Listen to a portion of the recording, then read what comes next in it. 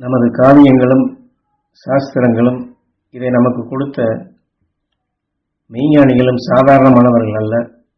ஒரு வாக்காக இருந்தாலும் அதில் எத்தனையோ பொருள்களை அதற்குள் மூலக்கூறுகளை இணைத்துத்தான் இந்த காரண பெயர்களை கொடுப்பார்கள். ஆக பிரம்மாவை சிறைப்பிடித்தான் முருகன் என்று சொன்னாலும் அதில் இருக்கக்கூடிய உள்பொருளை நாம் முழுமையாக தெரிந்து கொண்டால் நமது ஆறாவது அறிவு எத்தகைய வேலைகளை எல்லாம் இன்று சீராக செயல்படுத்தி இருக்கின்றது அறிந்து இந்த ஞானத்தின் வழியிலும் நாம் ஆறாவது அறிவு ஏழாவது நிலையாக ஒளியாக மாற்றி சென்ற சப்தரிஷிகள் வழியிலே செல்ல முடியும்.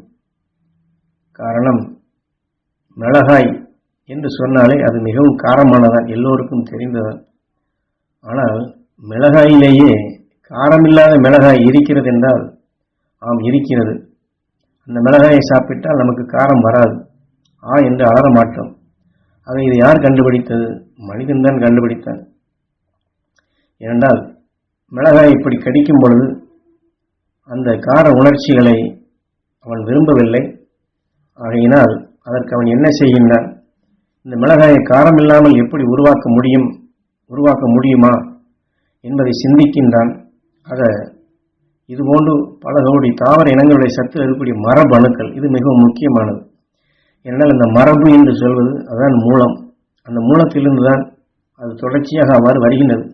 ஆக காரத்திற்கு மூலம் எது, காரம் இல்லாமல் செய்வதற்கு மூலம் எது என்பதை கண்டு அந்த மரபணுக்களைத்தான் அதில் இணை சேர்க்கின்றார்கள். இதுதான் பிரம்மாவை சிறைப்பிடித்தான் முருகன் என்று சொல்வது. ஆக சிருஷ்டி என்பது காரமான மிளகாய் இது இயல்பாக இருந்தாலும் அந்த மிளகாயை காரமில்லாது செய்ய முடியும். காரமில்லாத மிளகாயை உருவாக்கி சுவையாக அதை நான் உட்கொள்ள விரும்புகின்றேன், அதை நான் படைக்கின்றேன் என்று இந்த ஆறாவது அறிவு தான் அதை செயல்படுத்துகின்றது. ஆக விஞ்ஞான அறிவு இந்த காரத்தின் நிலையை மாற்றி சுவையான மிளகாயை உருவாக்குகின்றால், மிளகாய் என்றாலே காரம் என்பதை சுவையான நிலையாக உருவாக்குகின்றால் எப்படி? ஏன்னா அதற்குண்டான அளவுகளை அறிந்து கொள்கின்றார்கள். அதனுடைய வீரியங்கள் எவ்வாறு என்று அறிந்து கொள்கின்றார்கள். எலக்ட்ரான் என்ற முறைப்படி அதனுடைய நுண்ணிய நிலைகளை அதற்கென்ற சாதனங்களை வைத்து அளவுகோல் கண்டு அது எவ்வாறு இணை சேர்ப்பது என்று அந்த காரத்தை குறைப்பதற்குண்டான வேலைகளை கண்டறிகின்றார்கள். ஏனென்றால் நமக்கு தெரிந்ததன் தெரியாத ஒன்றுமில்லை. மிளகாயை சட்டியிலே போட்டு வருத்தம் என்றால் அல்லது பொடியாக அரைக்கின்றார்கள் என்றால் அந்த இடத்தில் நம்மால் இருக்க முடியாது. அதிக நேரம் நச்சு நச்சு என்று தும்ம வேண்டி வரும். கண்கள் எல்லாம் எரிய ஆரம்பிக்கும். உடலிலே பட்டாலும் பிசு பிசு என்று நச்சு நச்சு என்று அரிக்க ஆரம்பித்திடும். ஆக இதையெல்லாம் தணிப்பதற்கு மனிதன் இயந்திரத்தின் மூலமாக எலக்ட்ரானிக் என்ற முறைப்படி அந்த காரம் என்று சொன்னால் இந்த காரத்தில் பல காரங்கள் உண்டு. அது குடமிளகாய் என்று கூட சொல்வார்கள். அது பார்த்தால் பெரிதாக இருக்கும், வாசனையும் வரும், ஆனால் காரமே இருக்காது. என்ன தாவர இன வித்துகளிலே இப்படி பல நிலைகளை கலந்து மரபணுக்களை மாற்றி காரம், புளிப்பு, உப்பு இப்படி எத்தனை நிலைகளை அவர்கள் கலந்து புதுவிதமான இப்படிப்பட்ட வித்துகளாக உருவாக்கி அதிலே சுவைமிக்க நிலைகளாக உருவாக்குகின்றார்கள். காரத்தின் அளவையும் நறுமணத்தின் நிலையும் சப்பென்று இருக்கக்கூடிய நிலைகளிலும் சேர்க்கப்படும் பொழுது அது சுவைமிக்க மிளகாயாக உருவாகின்றது. நாம் குழம்பிலே மற்ற நிலைகள் போட்டால் அது நல்ல மணமாக வருகின்றது. ஆக பலவிதமான செடிகளின் மரபணுக்களில் தான் இப்படி இணைத்து அந்த குடமிளகாயை மனிதன் உருவாக்குகின்றால் சுவைக்காக வேண்டி. ஆக இதைத்தான் மகிழ்ச்சி பெறும் சக்தி, மகிழ் வாகனா, ஆறாவது அறிவு என்று சொல்வது.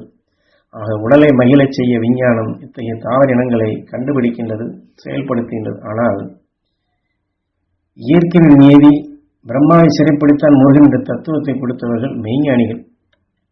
முருகு எதையுமே மாற்றி அமைக்கும் சக்தி மனிதனுக்கு உண்டு என்பதை உணர்ந்தவர்கள் தான். இந்த உடல் வாழ்க்கையில் வரக்கூடிய எத்தனையோ என்றால் நாம் நல்ல குணங்கள் கொண்டுதான் வாழ்கின்றோம்.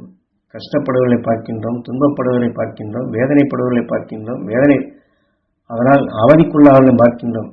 ஆக கஷ்டம், நஷ்டம், துன்பம், துயரம் என்று இதையெல்லாம் நுகரும் பொழுது நம்ம ஆறாவது அறிவு என்று சொல்லுகின்றனே அந்த மாற்றி அமைக்கக்கூடிய சுவைமிக்கதாக உருவாக்கக்கூடிய ஆறாவது அறிவிலே இது கலந்து விட்டால் நம்முடைய நல்ல குணங்களை, நல்ல அறிவை இது இழக்கும்படி செய்கின்றது.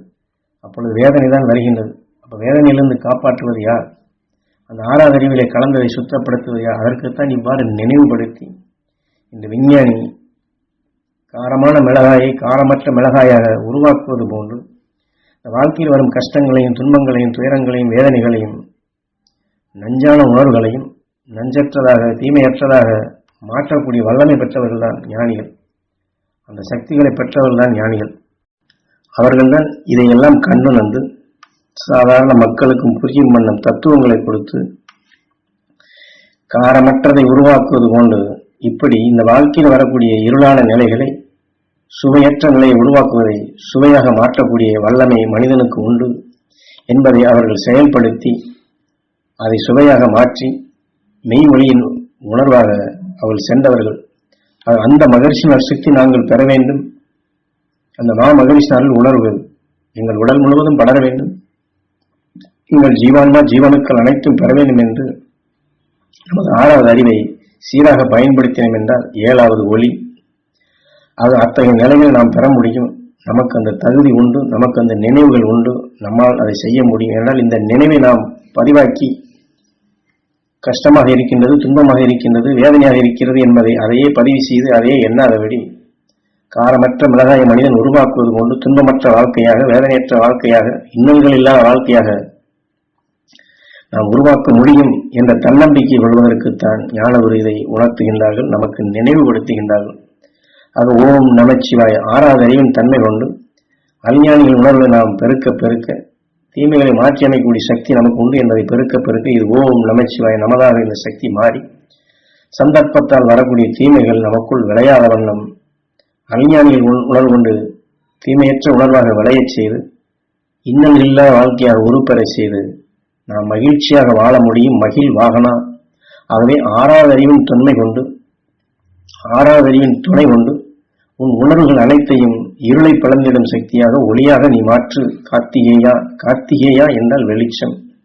அது தீமைகளை நீக்கி நஞ்சானவைகளை நீக்கி அந்த 6வது அறிவின் துணை கொண்டு உன்னால் அதை செயல்படுத்த முடியும் என்று சாதாரண ஒன்றும் படிப்பறிவே இல்லை என்றாலும் அவனுக்கும் இதை புரியும்படி தெரியப்படுத்தி இருக்கின்றார்கள் ஞானிகள். ஆகவே நாம் நல்லதை காக்க வேண்டும் என்ற நிலையில் எப்படி செயல்பட வேண்டும் என்றால் உனக்குள் உன்னை காப்பாற்றிய நல்ல தெய்வம் அந்த 6வது அறிவுதான். முருகா முழு அதை நீ பக்குவப்படுத்தி செயல்படுத்திப்பார். உன்னால் மாற்றி அமைக்க முடியும். உன்னால் மகிழ்ந்து வாழ முடியும். உன்னால் நோய்களை நீக்க முடியும். உன்னால் உணர்வுகளை ஒளியாக மாற்ற முடியும். உன்னால் மெய்ஞானியாக வளர முடியும். உன்னால் ரிஷியாக வளர முடியும் என்று இயற்கையின் நிலைகளை பக்குவப்படுத்தி வின் சென்ற மெய்ஞானிகளுடைய உணர்வுகளை படிப்பறிவில்லாத சாதாரண மக்களுக்கும் சிறு குழந்தையாக இருந்தாலும் அவர்களும் இதை பெற்று அஞ்ஞானிகள் காட்டிய வழியிலே அருள்வழி வாழ்ந்து இந்த உடலுக்கு பின் நாம் அடைய வேண்டிய எல்லையை அடையும் விதமாக இந்த வாழ்க்கையில் வேதனை என்ற நிலையில் அந்த முடிவடைந்து வேதனைப்படும் நிலைகளுக்கு செல்ல விடாதபடி மகிழ்ந்து வாழ்ந்து ஏகாந்த நிலையாக கல்கி என்ற நிலையை அடைய முடியும். அந்த அடைவதற்குண்டான சூட்சுமங்களைத்தான் நமது குருநாதனம் விஞ்ஞான அறிவிலே நாம் வாழ்ந்தாலும் அந்த விஞ்ஞான அறிவு கொண்டே மெய்ஞானிகளுடைய உணர்வுகளை நமக்குள் போதித்து நாம் இந்த வாழ்க்கையில் மெய்வழி செல்ல எளிதான உணர்வுகளை வழிகாட்டுகின்றார்கள்.